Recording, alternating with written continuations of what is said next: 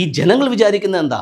ഞങ്ങൾക്ക് മോസസ് തന്ന ന്യായപ്രമാണവും ദേവാലയ വ്യവസ്ഥയും പൗരോഹിത്യവും യാഗങ്ങളും ഉത്സവങ്ങളും കർമ്മപദ്ധതികളുമാണ് ഏറ്റവും ശ്രേഷ്ഠം. ഞങ്ങൾ അബ്രഹാമിൻ്റെ മക്കളാണ്, ഞങ്ങളാണ് സത്യദൈവത്തെ അറിഞ്ഞ വ്യക്തികൾ, ഞങ്ങളല്ലാതെ വേറെ ആരും ഈ ലോകത്തിൽ പെർഫെക്റ്റ് ആയിട്ടില്ല എന്ന് സ്വയം അഹങ്കരിച്ച് കഴിയുന്ന ഒരു കമ്മ്യൂണിറ്റിയാണ് ഈ ലോകം. അവിടേക്കാണ് ഈ വെളിച്ചവുമായിട്ട് ജീസസ് എന്ന് പറയുന്ന വ്യക്തി ജഡത്തിൽ വെളിപ്പെട്ട് വരുന്നത്. ആ വെളിച്ചം ലോകത്തിലേക്ക് വന്നു. പക്ഷേ അവർക്ക് ആ വെളിച്ചത്തെ മനസ്സിലായില്ല, അവരത് സ്വീകരിച്ചില്ല, അംഗീകരിച്ചില്ല. ഈജിപ്തിൽ നിന്ന് കനാനിലേക്കുള്ള യാത്രാമധ്യേ ജനങ്ങൾ കുടിച്ച വെള്ളം അത് ക്രിസ്തുവായിരുന്നു, ഈ വെളിച്ചമായിരുന്നു. പക്ഷെ അവരവരെ അറിഞ്ഞില്ല. അവൻ ലോകത്തിൽ ഉണ്ടായിരുന്നു, പക്ഷെ അവർക്കത് അറിയാൻ പറ്റിയില്ല. കാരണം വെളിച്ചത്തെ അവർക്ക് സെൻസ് ചെയ്യാനായിട്ടുള്ളൊരു കപ്പാസിറ്റി അവരുണ്ടാക്കിയെടുത്തില്ല. അവിടെ വളരെ വ്യക്തതയോടുകൂടെ പറയുന്നു, അവർ കുടിച്ച പാറ ക്രിസ്തുവായിരുന്നു, ആ വെളിച്ചമായിരുന്നു. പക്ഷെ അവർക്ക് തിരിച്ചറിയാൻ പറ്റിയില്ല. സോ ഓൾറെഡി ആ വെളിച്ചം ലോകത്തിലുണ്ടായിരുന്നു.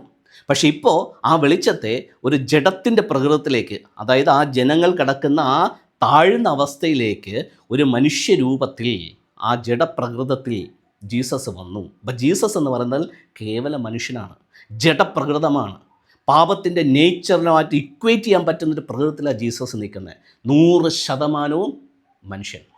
എന്നാലേ ഈ ലൈറ്റിനെ ഡെമോൺസ്ട്രേറ്റ് ചെയ്ത് ജീവനെ പ്രാപിക്കുന്നത് എങ്ങനെയാണെന്ന് അവർക്ക് ഈ ജീസസിൻ്റെ ലൈഫിലൂടെ കാണിച്ചു കൊടുക്കാൻ പറ്റത്തുള്ളൂ. പക്ഷേ ആ ജീസസിനെ ഇവർക്ക് അംഗീകരിക്കാൻ പറ്റിയില്ല എന്നുള്ളതാണ് സത്യം. അതുകൊണ്ടാണ് അടുത്ത വാക്ക് എഴുതിയിരിക്കുന്നത്, ആ കമ്മ്യൂണിറ്റിയിലുള്ള ആരെങ്കിലും ജീസസിനെ അക്സെപ്റ്റ് ചെയ്താൽ, ആ പാത്തിലൂടെ കയറിക്കഴിഞ്ഞാൽ അവർക്ക് ജീവൻ, നിത്യജീവൻ, വെളിച്ചം പ്രാപിക്കാൻ പറ്റും. സോ ഇതൊന്നും അറിയാതെ സുവിശേഷ പ്രസംഗം, അതാണ് ഇതാണ് സ്വർഗം നരകം, നരകവിധി, ന്യായവിധി,